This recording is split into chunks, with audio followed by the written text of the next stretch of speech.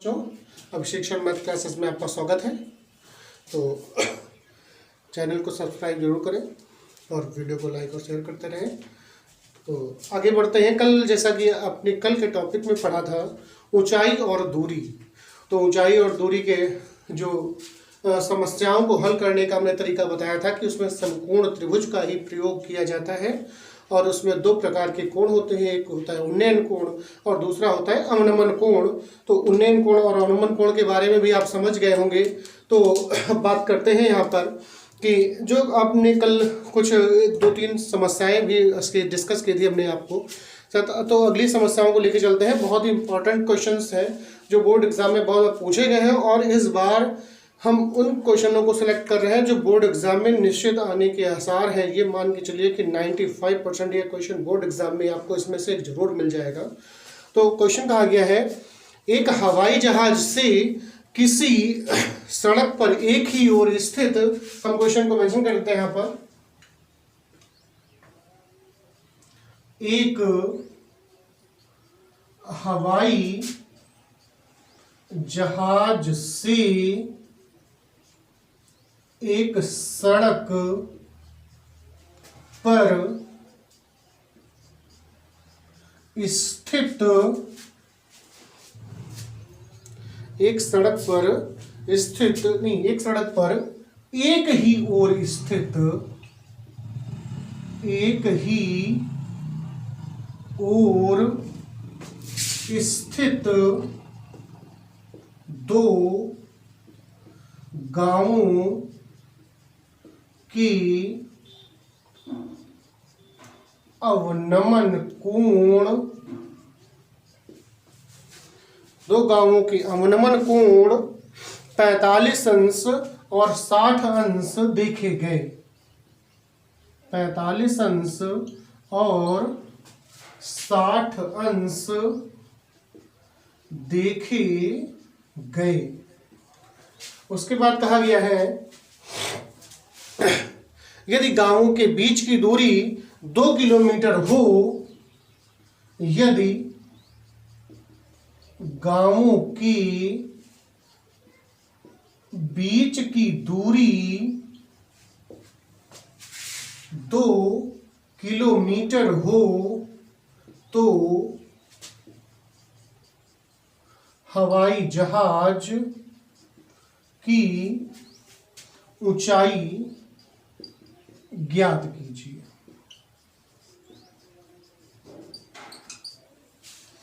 तो हवाई जहाज की ऊंचाई ज्ञात कीजिए।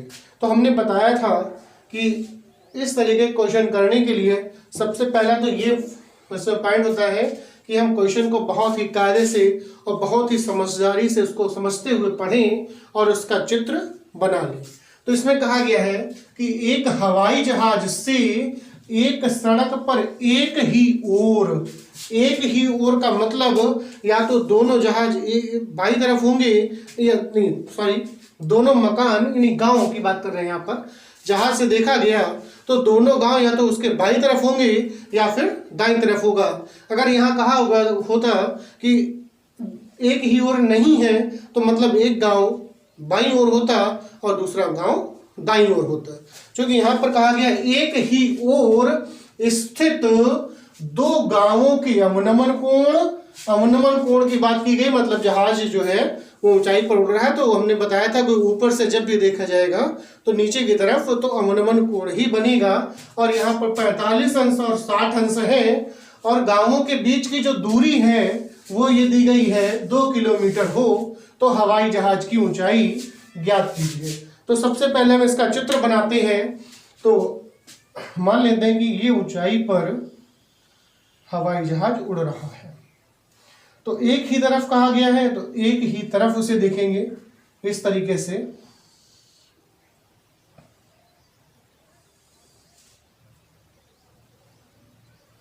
तो जो अवनमन कोण है तो एक है 45 अंश और दूसरा 60 अंश है। तो एक गांव यहाँ पर है और एक गांव यहाँ मान लेते हैं, और दोनों गांव के जो बीच की दूरी है वो है 2 किलोमीटर। क्लियर हुआ?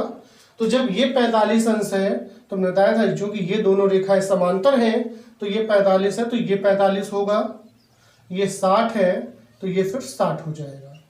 और इन्होंने पूछा हवाई जहाज की जो ऊंचाई है वो ज्ञात कीजिए, तो हम ऊंचाई को h मान लेते हैं कि h मीटर है। नाम डाल दें A, B, ये C और ये D। क्योंकि B से C की दूरी नहीं दी गई है हम उसे x मान लेते हैं। क्लियर हुआ? तो यहाँ पर सबसे पहले लिख देंगे कि जो हमने चीज मानी है यहाँ पर कि माना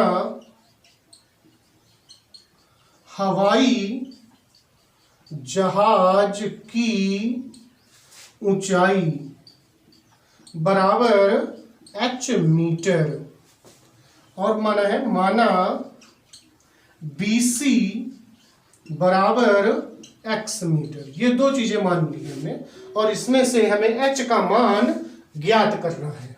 तो सबसे पहले हमने बताया था हम समकोण त्रिभुज ही लेंगे।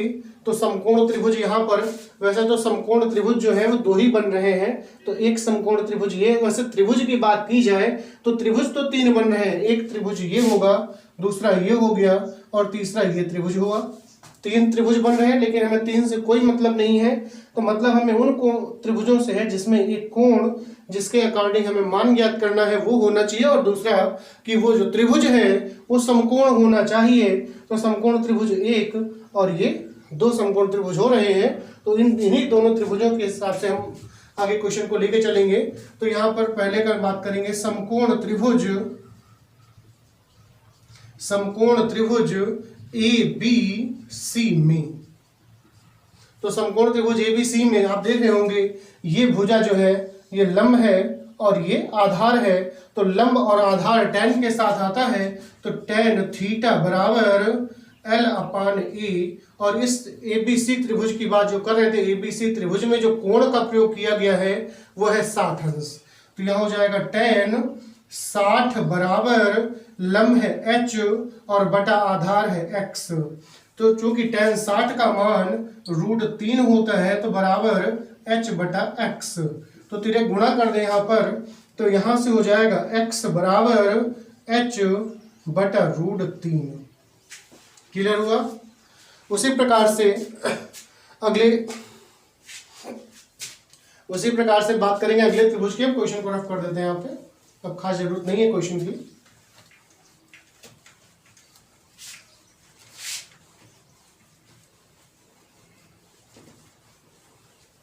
तो अगले त्रिभुज की बात करेंगे तो त्रिभुज ABD की बात करेंगे। तो लिखेंगे समकोण त्रिभुज ABD में। तो ABD की जब भी बात करेंगे तो हो जाएगा tan थीटा बराबर L/A। क्योंकि यहाँ पर लंब दिया गया है और ये आधार है तो tan थीटा ही लगेगा। और यहाँ पर कोण दिया गया tan 45 बराबर, तो लंब यहाँ पर ABD के हिसाब से लंब ये AB भुजा है, AB का मान h होगा और बटा आधार है BD। तो BD का मान है 2 + x।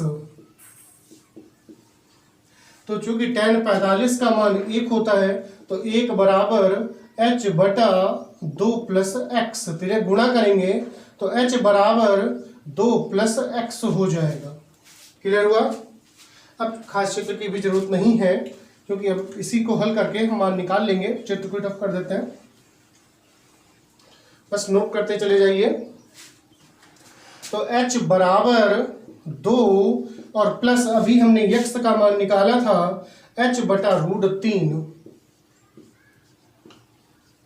तो अब इसी को हल कर लें h बटा √3 लगा के। तो सबसे पहला काम ये होगा हम या तो लघुत्तम ले लें या फिर पूरी समीकरण को √3 से गुणा कर दें। तो पूरी समीकरण को √3 से गुणा करना है तो इसे यहां लिखेंगे समीकरण को √3 से गुणा करने पर। तो ये हो जाएगा h √3 बराबर 2√3 + h, या h √3 - h बराबर 2√3। तो h कॉमन लेंगे तो हो जाएगा √3 माइनस 1 बराबर 2√3। तो h बराबर 2 √3 बटा √3 माइनस 1।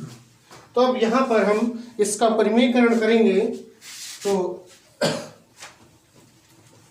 इसका जो परिमेयकरण होगा तो जब इसके संयुग्मी से गुणा भाग किया जाएगा तो हर वाला जो पद है वो है √3 माइनस 1। तो √3 माइनस 1 का जो संयुग्मी होगा वो होगा √3 प्लस 1। तो संयुग्मी जब भी लिखेंगे किसी चीज का तो जो दो संख्याएं होंगी वो वैसे के वैसे ही रहेंगी, बस उसका चिन्ह बदल देंगे, वो संयुग्मी कहलाता है। तो h बराबर दिया गया था 2√3 और बटा √3 माइनस 1। तो इसका जो संयुग्मी होगा वो √3 प्लस 1 बटा √3 प्लस 1 हो जाएगा। तो √3 प्लस 1 से उसे हम गुणा भी करेंगे और उतने से ही भाग भी करेंगे। वैसे भी आप जानते हैं जब हम किसी को कुछ देते हैं तो उसके बदले में कुछ उससे उतना ही चीज या उसी के अनुरूप उतना ही भाग हम उससे ले लेते हैं। क्लियर हुआ? तो जब हम उसे √3 प्लस 1 से गुणा करेंगे तो √3 प्लस 1 से भाग भी करना होगा। तो h बराबर तो 2 और √3 की इसमें गुणा कर दें इसके साथ तो ये हो जाएगा √3 3 और प्लस √3 और 1 की गुणा करेंगे तो हो जाएगा √3 और बटा नीचे जो संख्याएं दिखाई दे रही है आपको वो a plus B into A minus B की तरह से है, जो कि a plus B into A minus B A square minus B square होता है। तो पहले पद का वर्ग मतलब √3 का वर्ग 3 होगा, माइनस 1 दूसरा पद है उसका वर्ग 1 हो जाएगा। तो h बराबर 2 और ब्रैकेट में होगा 3 प्लस कल हमने √3 का मान बताया था आप लोगों को 1.732 होगा, तो यहाँ लगा देते हैं 1.732 और बटा 2। तो 2 और 2 कट जाएगा तो h बराबर इनको जोड़ लें तो हो जाएगा 4.732। अतः हवाई जहाज की ऊंचाई बराबर 4.732 किलोमीटर। ये आंसर होगा आपका। क्लियर हुआ? नोट कर लिया होगा। तो बच्चों वीडियो कैसा लग रहा है हाँ उसे लाइक और कमेंट लाइक कर दीजिए। वीडियो अच्छा लग रहा हो तो लाइक कीजिए, शेयर कीजिए और चैनल को सब्सक्राइब करते रहें और कमेंट करके हमें बताएं कि वीडियो कैसा लगा। ठीक है, अगला क्वेश्चन लेते हैं।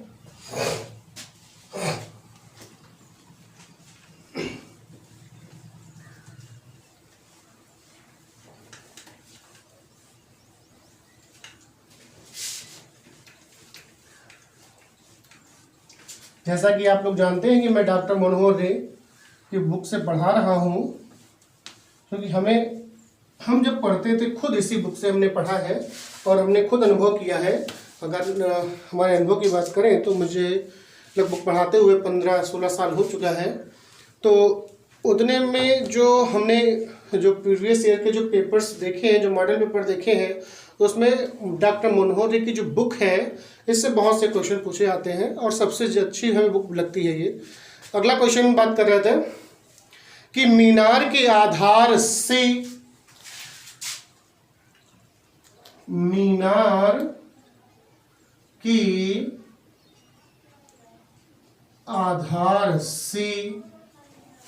एक सरल रेखा में मीनार के आधार से एक सरल रेखा में 4 मीटर और 9 मीटर की दूरी पर स्थित दो बिंदुओं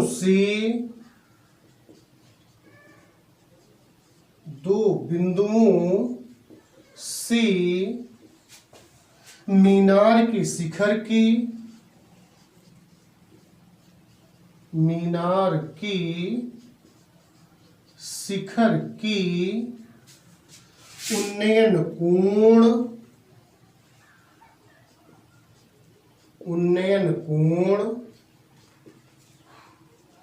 पूरक कोण है। तो कहा गया है तो मीनार की